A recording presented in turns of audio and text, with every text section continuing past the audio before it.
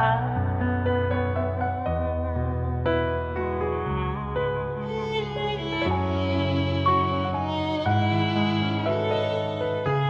ងៃស្អែកខ្ញុំរៀបកាប្រើការស្អប់បន្លប់នៅការឈឺចាប់ប្រែទៅជាស្ងប់ស្ងាត់បាត់ភៀមចាំងការស្លឹកឈើជ្រុះយ៉ាងណាគង់ថានឹងរីកលងថ្មីបដោតអារម្មណ៍ហើយខំប្រឹងដើរទៅមុខបំភ្លេចរឿងទុកទាំងប៉ុន្មានតែមិននឹកស្មាន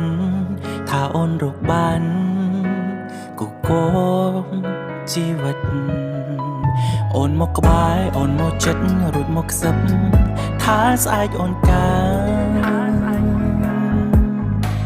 អារម្មណ៍មួយនេះប្រាប់ថាយ៉ាង